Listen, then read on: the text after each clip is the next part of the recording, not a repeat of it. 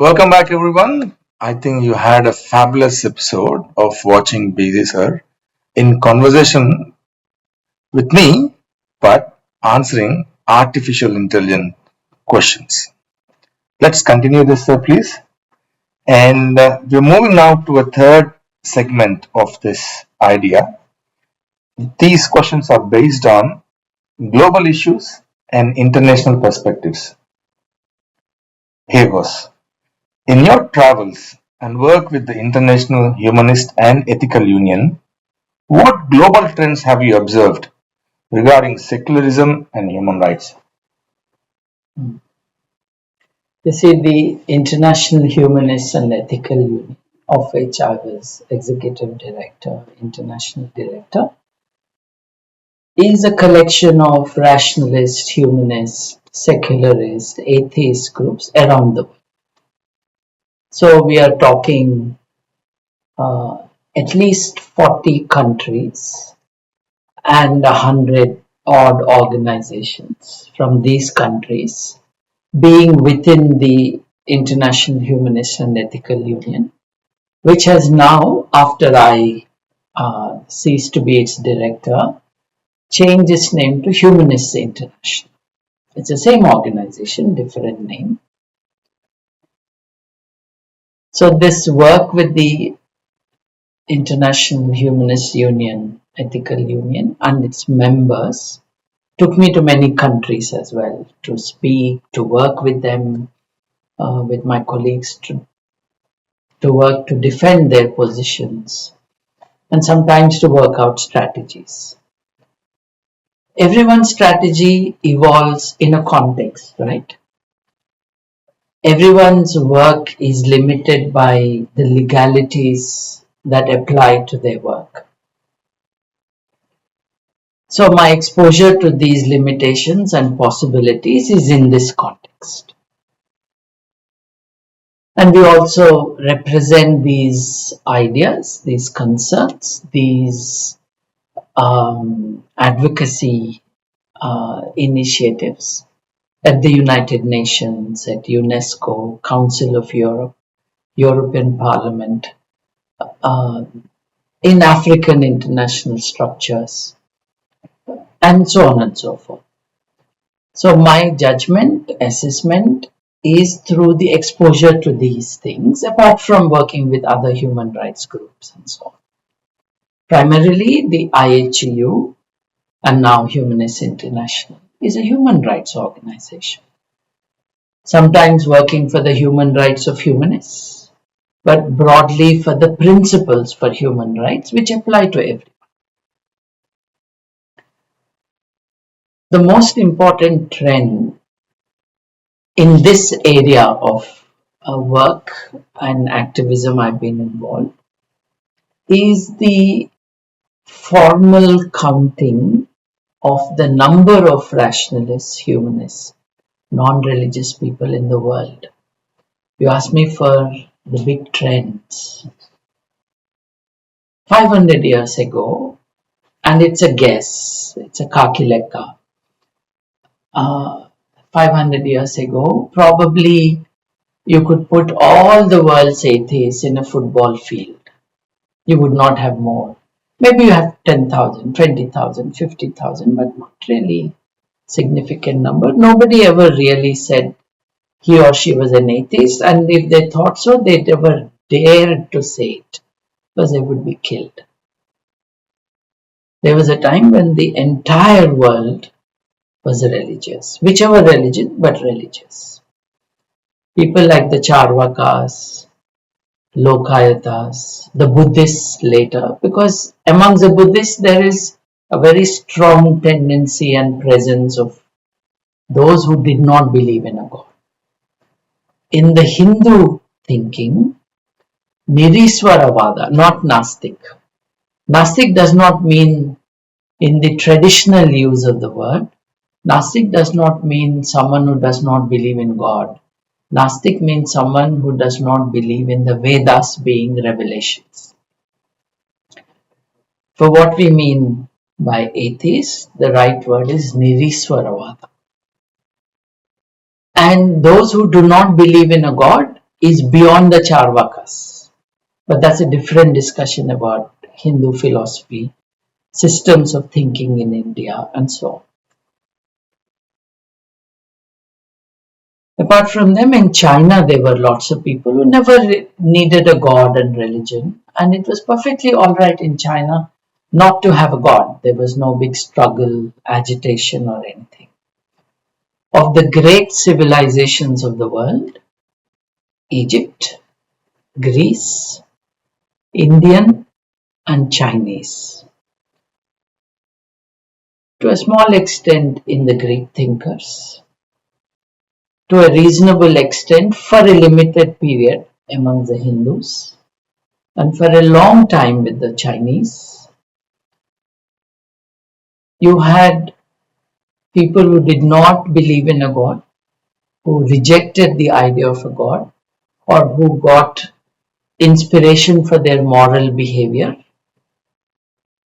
not from a god, a book, a scripture, authoritarian ideology, but they got it from human experience, ideas of human welfare, and so on. This trend, which was just a few thinkers and a lot of people who agreed with them around the time of the Buddha, to maybe 10,000, maybe 50,000 such people all over the world 500 years ago. Many people do not know that there was a rationalist movement in Islamic thinking. The Mutazilites were those who were rational. The knowledge seeking of Arabia happened while Islam was in power. It's not today's Islam. So the knowledge seeking and Islam are two different things. In the period when Islam was ruling, knowledge seeking was possible. How many know that for 800 years, North Africans ruled Spain and parts of Portugal. During that time, they taught Europe and they learned from Europe. And some of the greatest innovations, discoveries, mathematics, observation, the creation of instruments to measure things was done by these Arabs and these Muslims who had invaded Europe and who ruled for 800 years. So what I'm saying is knowledge seeking is not limited to one group. Today there isn't much. There isn't much because the governments do not think it is the priority, so it doesn't reflect in their education system. It doesn't reflect in the needs of society as expressed through opportunities, jobs, resources, or simply tolerance. However, if you look at 500 years ago, as I was saying, there were limited numbers of people. Anyone you did not like saying an opinion different to your religious opinion was called a blasphemer, an apostate, and usually they kill them. So you can see how hostile this whole thing is. Already they killed people with a different god. Now imagine letting those without a god live. And they didn't allow it much. The Charvakas were killed. In the stories, the Charvakas are killed. And so on. We can go into that history at another time. The point I'm making is 500 years ago, maybe there were 50,000 people who did not believe in a God. Today, scientific studies tell us that at least 125 crores, 1.25 billion people around the world have rejected religion. Not necessarily God. There will be many in that who have rejected God. But these are people who said, look, we don't need a religion to be moral or to have a guidance in life. We don't care. We don't go to the place of prayer. we don't really pray. Can you imagine? 125 crores of them. There are 100 crore Hindus. Basically, uh, people who don't believe in religion grew from a place that you said that you can pack them all in a stadium. So now it's the size of a continent. Can you say? Much more. Much more, because these are the people who are saying it openly. If you go to the Middle East, who is telling you that they are atheists? And yet 10 million books of Richard Dawkins were downloaded in the Middle East. Right? These are not people telling you what this is. So we have to observe trends and get a notion of what's happening. So to answer your question, what are the trends? The greatest trend one sees is the steady, silent movement towards rationalism, non-religious thinking or a-religious thinking, free thinking and secular ideas, to the extent that if you have in this world 1 billion Hindus, you have 1.25 billion non-religious people. Next is 1.5 billion Muslims and 2.5 billion Christians. So the non-believers is category number 3 in this list. Buddhism is 330 million. Nothing. You put all the Buddhists of China, of Thailand, Japan, and of India, and of Nepal together, it's 1/4 of the number of non-believers in the world. It is not properly articulated. Their interests are not well developed in terms of advocacy work and so on. So, do we see a practical effect of this huge numbers of people? Yes. One tendency is blasphemy laws are going. Ireland closed it, blasphemy law regime. There is no more in the UK blasphemy law. Though they have, like in India, we have hurt to religious sentiment, similar things. Yet we see a lot of harassment of the non-religious people because religion is holding on tight to its privilege. Shouldn't have that privilege. Has it, is not letting go of it. Religion's privilege is tax exemption for its properties, for its monies. Sometimes religion has also said, I don't want to be subject to human rights law. That means religion doesn't believe in human rights, which is why it does not want to be regulated by human rights laws. So, a huge number of people are moving to where they should have a long time ago. If the state had not been associated with religion, and if religion was not oppressing people directly and through the state, this is a most welcome trend. And this is only going to go further forward, stronger, more positive, even though around the world religious regimes are becoming oppressive. This is all happening despite that. And many people despair that right-wingers are taking over the world. It's not that bad, really. It's not good, but it's not that bad. People who are worried Trump got so many votes forget that Kamala Harris was not very far. People who are worried about the rise of the right wing forget that the left wing in the UK came to power with a sweeping majority. Those who are scared of what's happening in mainland Europe will recognize that the left groups are the largest bloc of the parties in France, or progressive groups. In Spain and Portugal, it is centre-right, it's not the populists. It's in that context that humanists have to be active. That broadly answers your question, I think. These are the trends I have seen. And the trends are not negative at all. There will be a hitch now and then. There will be a challenge now and then. But look, every hospital you have built is a nail in the coffin of the church, the mosque, and the temple. Because prayer has failed, you built a hospital. Keep building hospitals, keep building social institutions, community services. The need for religion goes. We have seen there is a world values survey.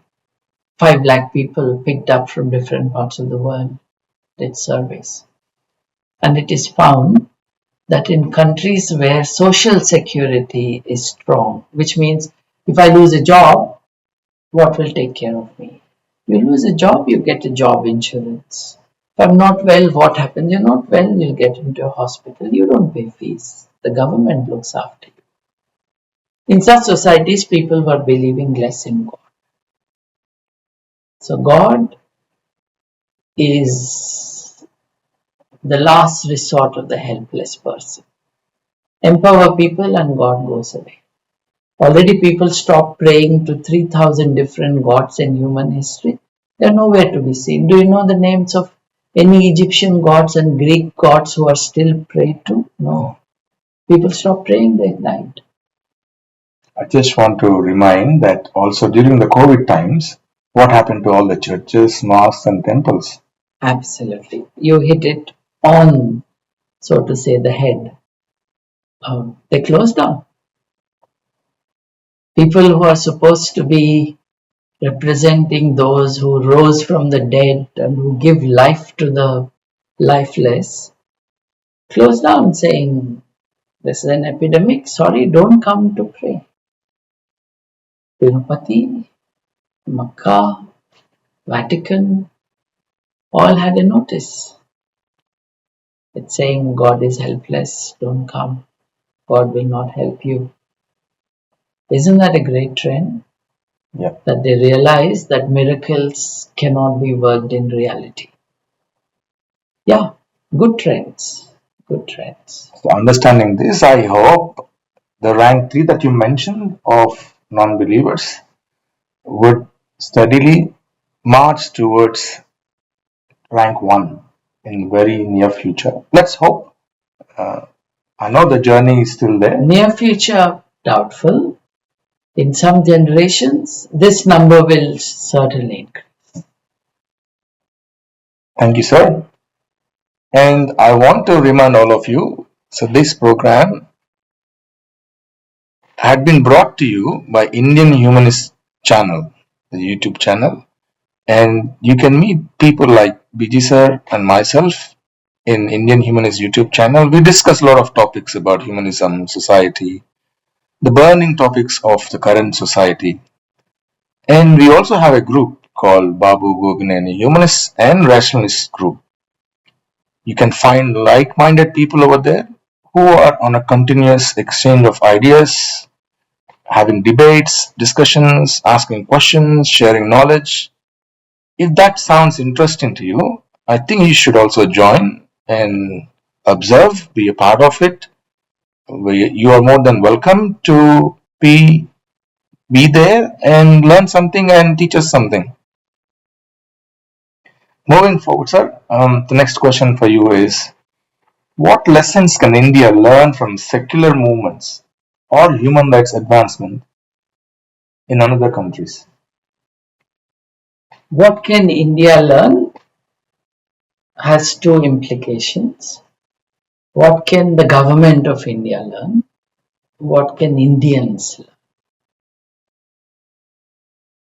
It depends on what we want, depends on what government wants. What if the government does not want it?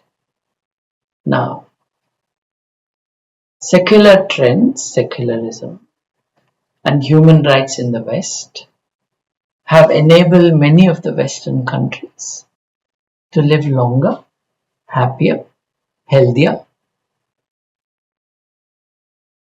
have greater cohesion in society, better tolerance. I maybe am not being that intelligent when I say Western, because in India, Kerala achieved it too. There are obviously things they have done wrong. Obviously, there are aberrations in the way Kerala did it. But people in Kerala first went to school at 100% literacy. No society can be 100% literate. There will always be people younger than 6 or 7, there will be people beyond 80 who've never been to school as youngsters or not an opportunity while they were growing up. But there's a reasonable estimate of those who are able to learn to read and write and whether they've achieved it. Kerala won at 100%. The health indicators in Kerala are astounding. So what happened that in Kerala things are so good, that in Switzerland things are like that, or in Germany? It's these exact same principles. Of a secular society, not always a secular state. Many Western European countries have a religious state. But the role of religion in those states is limited to the irritating Sunday sermons and ceremonial crowning of the prince or princesses. That doesn't happen every year, right? Someone has to die for someone else to succeed. So these are not everyday things. But every Sunday they are there on TV in many countries which are not secular. But broadly, it's by making the institutions of the country equally accessible to all people. They have achieved what they have. Earlier, I reasoned out for you why secularism and how democracy, human rights, and the values of democracy, liberty, equality, fraternity, are intertwined. And we've seen what they have achieved. All these long queues outside embassies for Indians to want to leave India, make a better life elsewhere, and sit there and praise India. If India is such a great place, why did you leave? So if we become more honest, if we say, okay, we are 138 in the list, we are 190 in the list, we are 120 in the list of good things, there are many countries better than us. What can we do to make ourselves better? We'll come to answers. When you have rejected the question, you haven't realized that you are talking nonsense, you'll never get anywhere. So, yeah, when we know what secularism has achieved, it has achieved greater justice, it has achieved greater equality, it took away privilege, it reinforced democracy, and it strengthened human rights. That's what secularism is. It's not about being anti-religion. It's about being pro-human on the principles that humanity has used to progress. I once wanted to write a book. I never got down to it. And told my maternal uncle of my intention. He kept reminding me till he died. I regretfully did not do it. I wanted to title my book Reason and Reform. How reason has been the motor of reform. Anyone else can write it. All of us can do it. Bring reason to reform society. This secularism, secular tendencies in society taught us. As earlier I said, a society can be secular without the country's administration or rulers being secular. You see, many countries, for example, the UK. The UK has a state church. The Anglican Church is associated with the king, the queen, the royal family. They have many cardinals in the bishops, sorry, no, in the parliament. But the people are secular.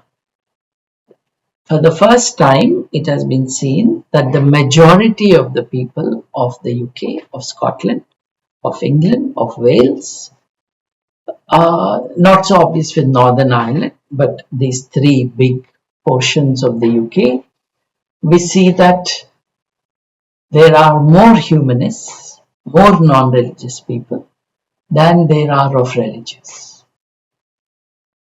Isn't that encouraging? Yeah, that's a result of secular societies. The country is ruled by a religious mafia, so to say. The king is the head of the Church of England. There are bishops sitting in the parliament. And yet society is non-religious to the extent that predominantly Christian United Kingdom elected Rishi Sunak, a Hindu practicing cow worshipping Hindu, as Prime Minister. Accepted it. Though the people didn't vote for him, they accepted it. The mayor of London is Siddiq Khan, who is of Pakistani origin, Muslim by faith. The First Minister of Scotland, which means Prime Minister of Scotland, is Muslim, was Muslim born, was Muslim while he was there. Where is it possible to have such people? People of different faiths than that of the majority of the country, where the faith of the majority has so weakened that faith is not anymore important. A secular society makes it possible for that society to elect people from a minority religion to a position of power. We can be angry about what the British did to India, about colonialism, about the arms trade in which the UK is still involved, but we should recognize that a secular society in the UK has led to many positive things, and India can have it too. So with this, we have finished our 1, 2, 3, 4 parts. Let's move further and ask a few more questions. And I remind you, these questions are not from me. Usually I ask questions and I encourage you all to ask questions. But this is from artificial intelligence.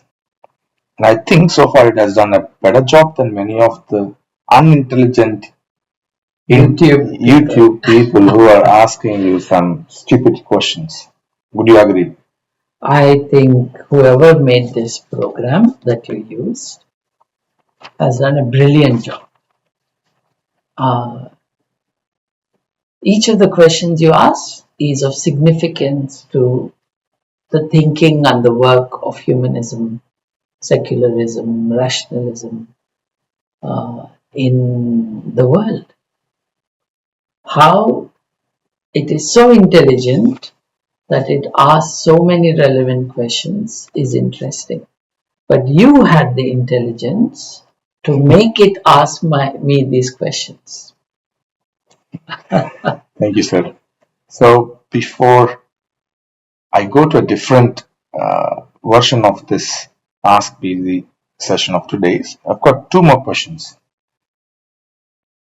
What do you think is the most urgent issue we need to address in terms of human rights today?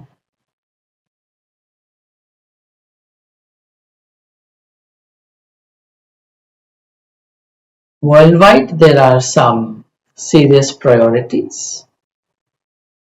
Depending on which nation, there will be priorities. But I think the most important, it is not to demean any other ones. Human rights issues are of three broad kinds. One which relates to the physical satisfaction of the physical needs. Food, fighting hunger, water so that you don't get waterborne diseases, health so that you live longer and healthier. These are the things that are covered already in the Sustainable Goals, the Millennium Development Goals, MDGs. So by the end of year 2020, every country should A, B, C, D, F, G, H, send every child to school and make sure education system works well, look after the environment, and so on.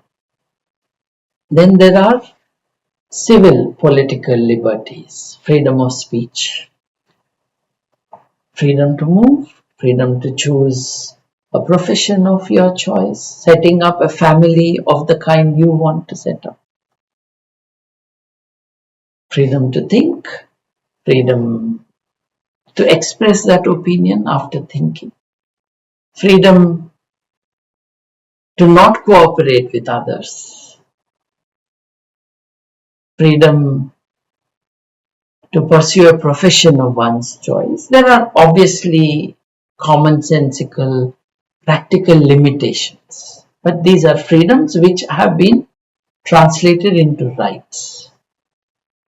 And then there are collective rights. Collective rights are those the people of Australia have the right to a safe environment. So these are called third generation rights. Some rights are exercised against the state.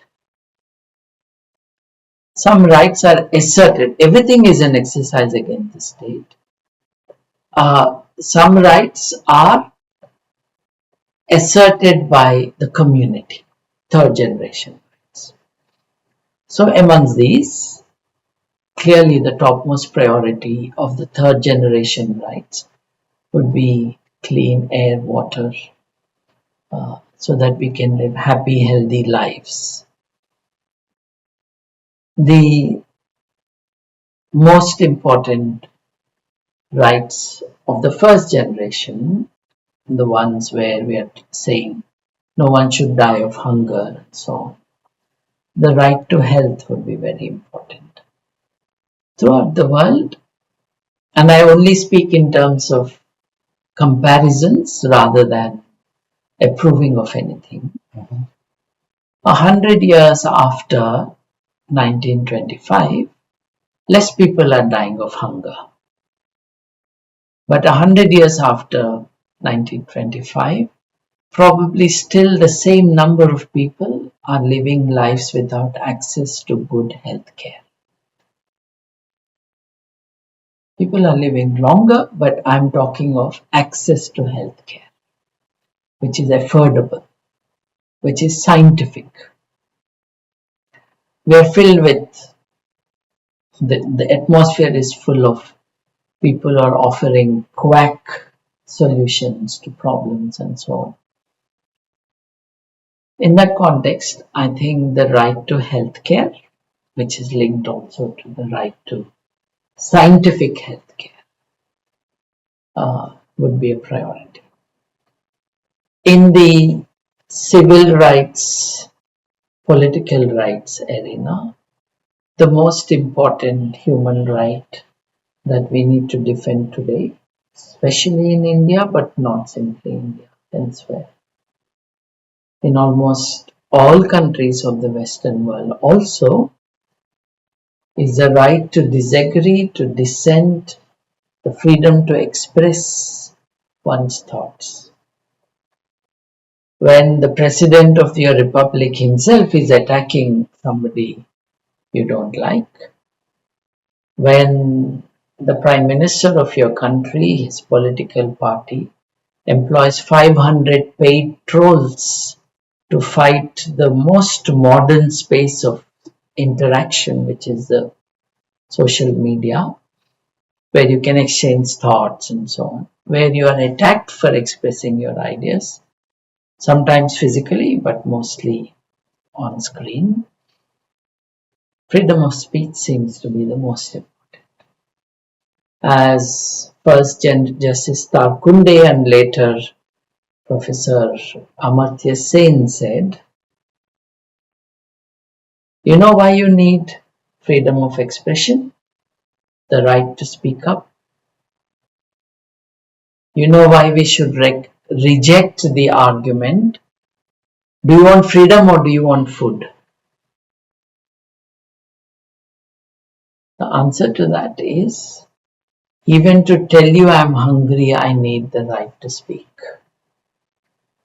And therefore, it's taken for granted. Right to life is a fundamental thing that we don't have to prioritize anything else beyond it. But after that, after the right to live as a human, which includes right to life, which Indian Supreme Court has so beneficially reinterpreted to expand its ambit, to bring into it the right to a livelihood and the right also to an education, that every child should go to school. These became fundamental rights by interpretation of the Supreme Court. They were not in the original list of rights. These seem to me to be the most important. Once you take care of the right to life, it will have to be the freedom to speak your mind. Because once you start arresting people for expressing opinion, you don't stop there. And this would be the last question in this part.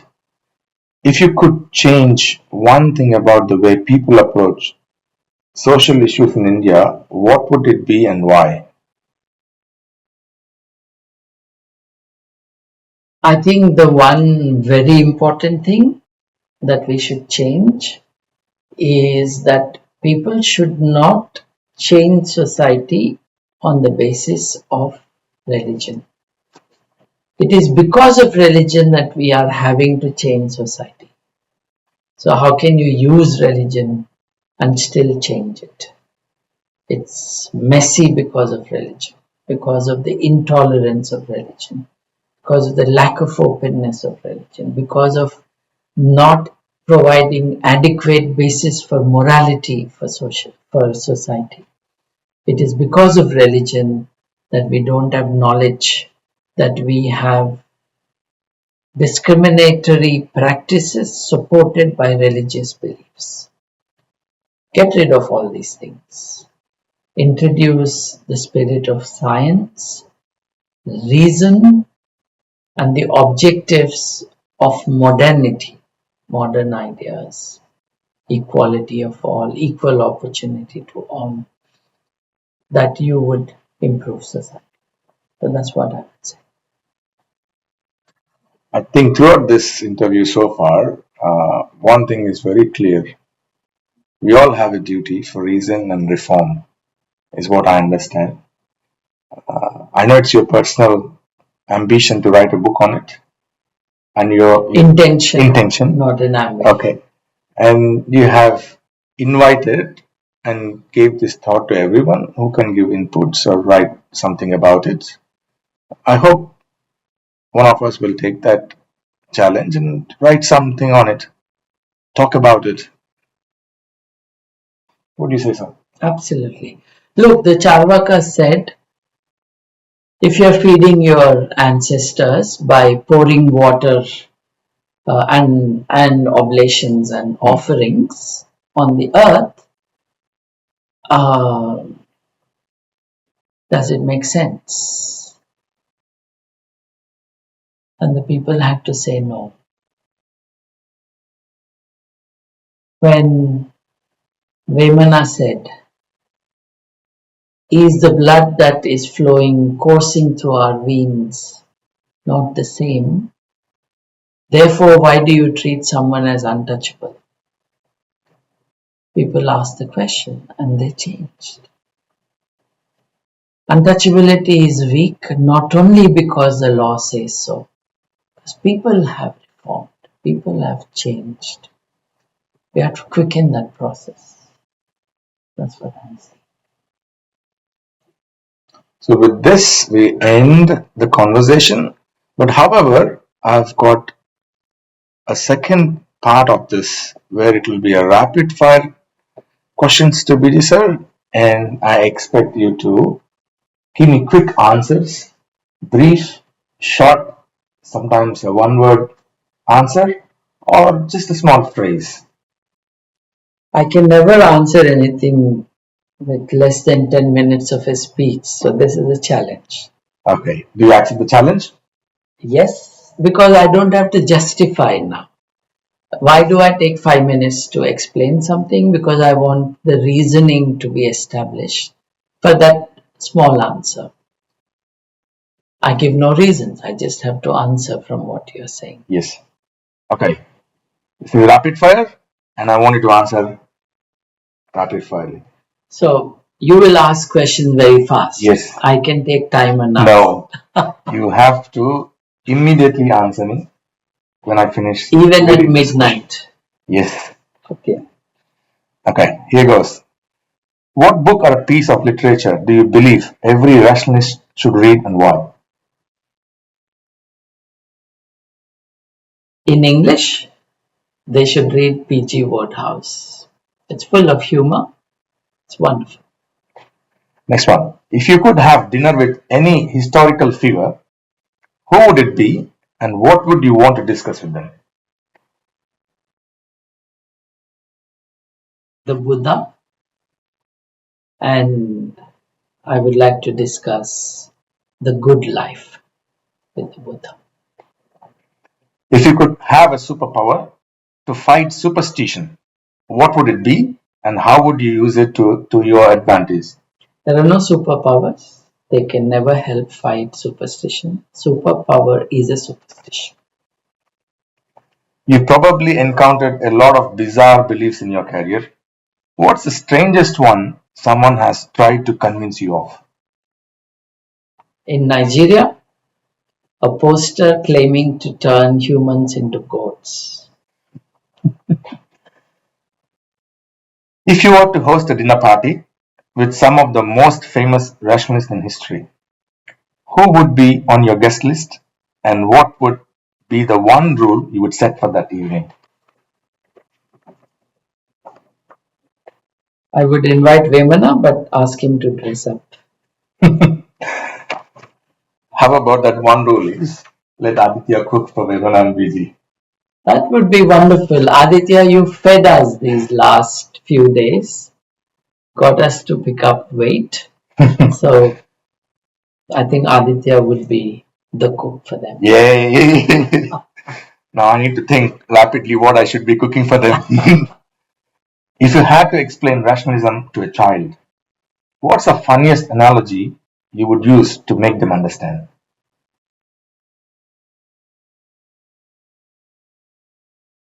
I can't think of any. Okay. I can't think of this as a funny analogy. Unless you tell me what age that child has. 6, 7. Because I taught babies to think through magic. Because they didn't believe in the magic. The babies looked for where the answer was, not the illusion I tried to create. So magic. How was your family influenced your journey as a rationalist and human rights advocate? Through my family's conduct of itself, how my parents conducted themselves. What values did your parents instill in you growing up that have shaped your views on life and activism today? Affection and concern for everyone.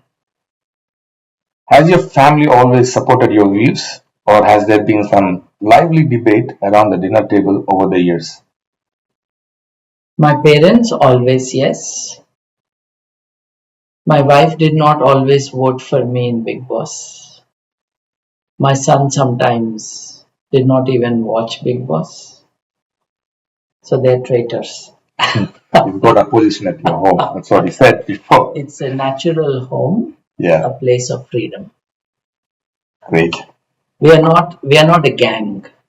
And I saw BG sir and the family so closely, and probably if I had to set up a family at some stage, I would definitely draw some inspiration and some parenting tips as well. What's the most valuable lesson you have learned from your family that you carry with you in your work and personal life? Just doing what you want to do rather than what others want you to do. When you're not working or speaking about secularism, what do you enjoy doing with your family to unwind and relax?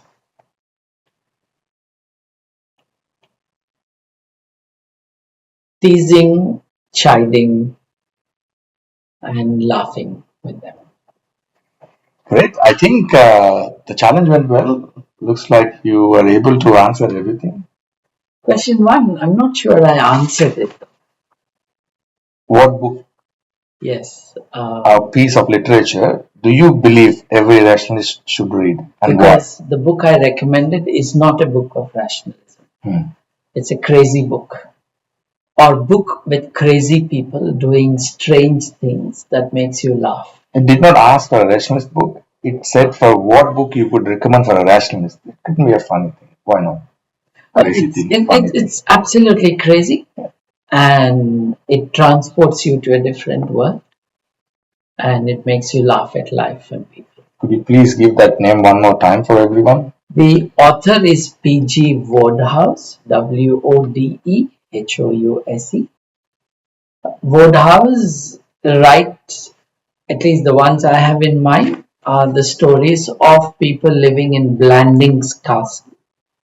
Blandings Castle being in the UK, in which there are eccentric people and strange aunts and people interested in growing pigs for the local pig competition, and all the funny things and the stealing and the lying of these people. Because I think rationalists should not become overburdened by the problems of the world. They should feel responsible but not think that they can change the world. They must put an effort and they should not forget to live life in all its aspects of fun, of humor, of openness to newness, of willingness to um, accommodate somebody's even irrational behavior to make things work well. Which is why I said, laugh a little more, rationalists. You look too sad, too worried, and that's not rational to behave like that. That's why. Being unhappy is not rational. Being unhappy is, I think it would be rational. Being unreasonably unhappy. Okay. As in, if you can't change it, you shouldn't be unhappy about it. You should just work towards a different goal. If you could have changed and you did not, then yes. That's why don't wait till you're 65 or average lifespan ending in India and say, oh, I have to change the world. Then you wasted your life. Do it when you are young and strong and full of bright new ideas. Old people don't have new ideas. We need new ideas to change. So listen less to others telling you how to change the world and you change it. We'll make mistakes. That's okay. It's through mistakes that we improve things. In society, in the laboratory, everywhere. Only be sure that they are not the most dangerous mistakes. So with that, we conclude this program of Ask BG. These questions were made by artificial intelligence, and I want to thank you on behalf of all the leadership of BG Group, the members, and the viewers of today for your time, for your thoughts, for giving us directions and teaching us as well. And I had many interactions and conversations with you over the years. I think this is a special one for me because we met in person, we spent time, I was able to ask my questions in person to you, and this would be a special one for me in my life. Uh, Thank you very much for having me, giving me the opportunity to ask you a few questions. I don't know what else to say. Well, you'd be welcome to do it again with camera or without. To interact is always a pleasure. Um, like you, I've had the opportunity and the honor of being supported by many charming and devoted people within the leadership of the BG group. Now, I will never be able to satisfy myself by acknowledging everyone because the list is so big. But without Nishan, Bharadwaj, Sabiha, Sarat, without Vishwanath, and of course the founder of the group, Bhagat, this group wouldn't be where it is. Arjun. I was going to come to that. And without someone who even otherwise is busy with his lovely children, Arjun, who give generously of their time and dedicate themselves to the work of the group. And if not in the admin panel, but supporting it from the side with all the memes and the jokes and the kind of technology inputs like we receive from Naren Garu, the group wouldn't be where it is. They've been past members too, Arun, Ram, Rajesh. They're not anymore active in the group, but they have started their own groups. I think that should be welcomed because the growth, the development of humanism is not somebody's unique remit. Everyone should try, and doesn't matter what hat you're wearing, but everyone should try and grow and develop. I think that's happening a lot.